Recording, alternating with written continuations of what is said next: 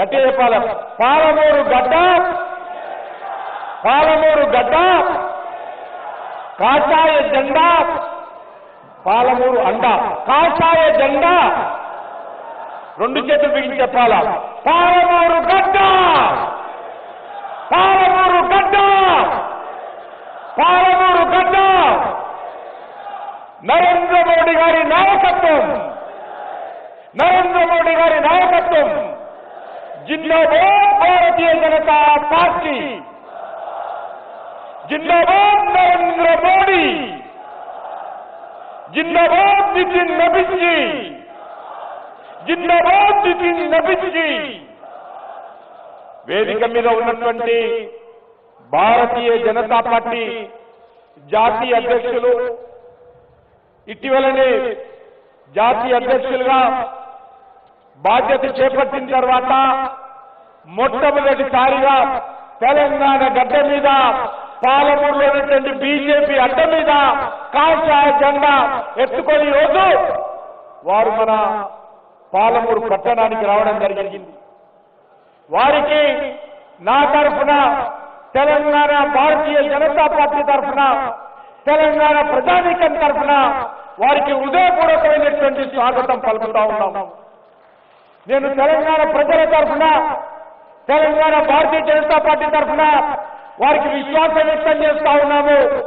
ఈ తెలంగాణ ప్రజలందరూ కూడా మీ నాయకత్వంలో, నరేంద్ర మోడీ గారి నాయకత్వంలో రానున్న రోజుల్లో తెలంగాణ గడ్డ మీద మరింతగా బీజేపీ గ్రామ గ్రామాన ఎగరేస్తామని చెప్పి నేను నితిన్ గడ్కరీ గారికి విశ్వాసం ఇస్తా ఉన్నాను. అదేవిధంగా మన రాష్ట్ర అధ్యక్షులు రామచంద్రరావు గారు, అభయ్ పటేల్ గారు, డాక్టర్ లక్ష్మణ్ గారు, ఆశీష్ ఎల్లార్ గారు, అశోక్ జీ, విజయ వెంకటనారాయణ రెడ్డి గారు, కొండ విశ్వేశ్వర రెడ్డి గారు, నాగురావు గారు, ఆచార్య గారు, ఇంకా అనేక మంది పెద్దలు ఉన్నారు. అందరికీ పేరు పేరున మరి ఈ కార్యక్రమానికి స్వాగతం పలుకుతూ, మరి మనకందరికీ తెలుసు భారతీయ జనతా పార్టీ గత అనేక సంవత్సరాలుగా ఏ కార్యక్రమం చేపట్టినా కూడా ఈ పాలమూరు నుంచే ప్రారంభిస్తాం. అది ఎడ్లబండ యాత్ర కానీ, తెలంగాణ ఇక రాదు, తెలంగాణ ఉద్యమం అయిపోయిందన్నటువంటి పరిస్థితుల్లో తెలంగాణ పోరు యాత్ర కూడా మక్తలు కృష్ణా గ్రామం, మరి కృష్ణా నది తీరం నుంచి కృష్ణమ్మ యొక్క ఆశీస్సులు తీసుకొని ఇక్కడి నుంచే తెలంగాణ యాత్ర ప్రారంభించాం.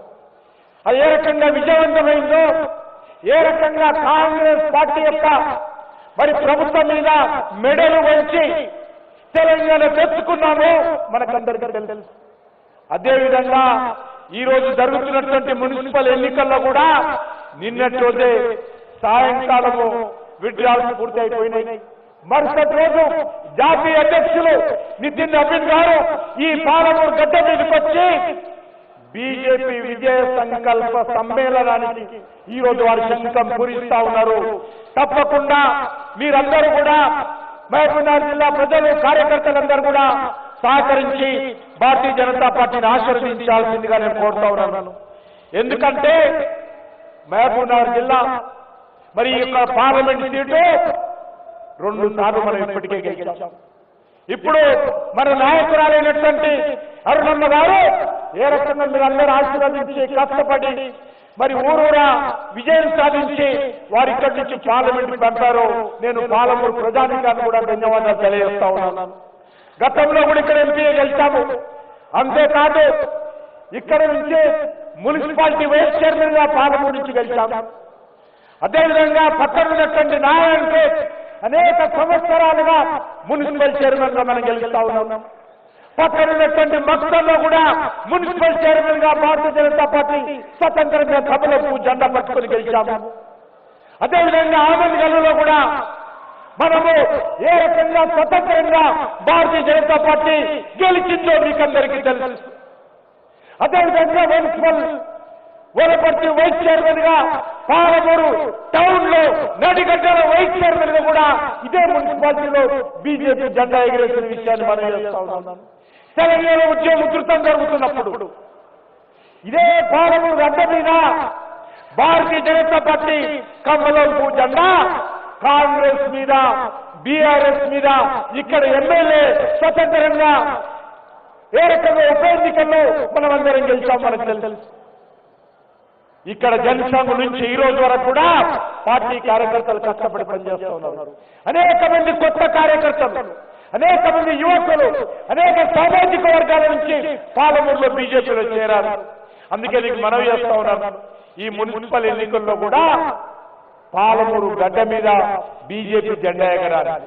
ఈ యొక్క ఉమ్మడి మహబూబ్ నగర్ జిల్లా ఎక్కడికి వెళ్ళినా కూడా వేలాది మంది కార్యకర్తలు ఉన్నారు. నాకు పూర్తి విశ్వాసం ఉంది మీ నాయకత్వంలో మీ కష్టార్జితంతో ఈరోజు కమలంపు జెండా కింద అనేకమైనటువంటి మున్సిపాలిటీస్ ఈ జిల్లాలో గెలవాలని ఈ సందర్భంగా నేను మనవి చేస్తున్నాను. ఇక్కడ ముఖ్యమంత్రి గారు ఉన్నప్పటికీ కూడా ఇక్కడ నుంచి మనం ఎంపీగా గెలిచాం, అది గుర్తుపెట్టుకోవాలి. అదేవిధంగా ఈరోజు మరి 2 సంవత్సరాలైంది కాంగ్రెస్ పార్టీ అనేక రకాల హామీలు